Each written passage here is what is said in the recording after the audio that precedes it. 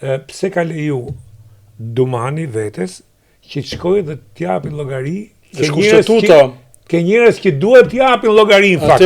Janë konflikt interesi. Jo, prit. Ata mund të përjashtoheshin nga pyetjet. Jo. Pastaj kemi dhunim Dumanit. Le të marrim Sali Berishën.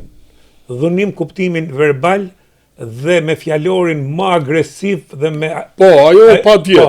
Pëse Berisha, i cili është akuzuar për 1, 2, 3, dhunon gjyqtarët, pra më qef provat, bë çfarë dush, dhe marrë një standard tjetër për këtë Berishë në një kohë që të tjerët nga krau tjetër i kanë plasë mërend pa... Sepse neve... A shkel kodi me Erion Velin? Atëherë, jetë të them. Kemi 2 rastet, me tjerët. Atëherë, standardi, po. Tani, jo mon. Nëse do flasim për deputetët i mbron kushtetutën. Është një nen përkatës në kushtetut, mos gabojmë 73, mos gabojmë, nuk e di referencën e plot, plus minus, po diku aty, që thot deputeti ose politikani nuk mban përgjegjësi për ato që thot. Dhe kjo, nëse nuk hiqet kjo, nuk edukohen ata.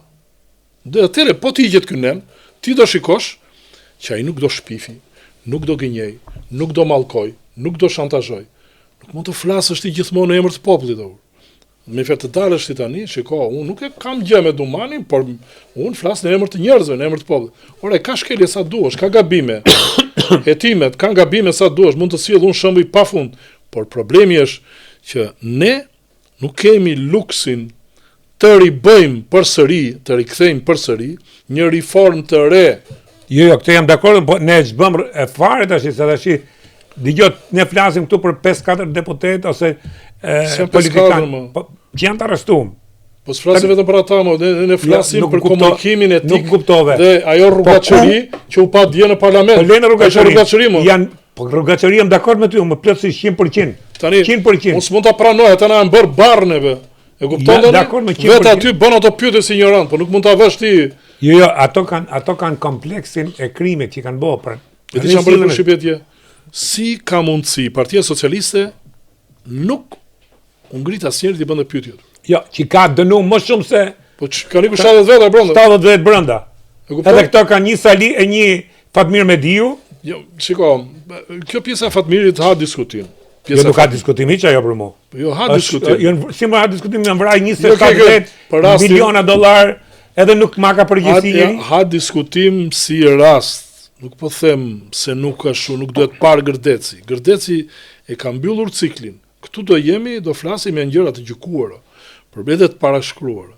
Problemi është në tjetër... Si vrasja njerëzve që janë parashkruar?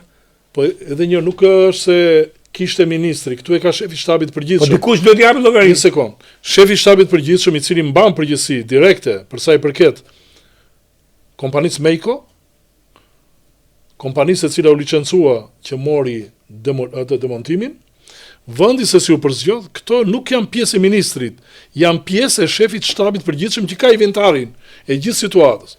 Ma kupton? Tjetër gjë se çfarë flit tani, po do të flasim juridikisht kjo është hapësira dhe shkallët se si funksionon. Problemi është në tjetër vend e kam unë. Problemi është që kjo klasë politike, të cilën neve e vëm të bëj pyetje asaj strukture e cila i heton këta, më duket gabim.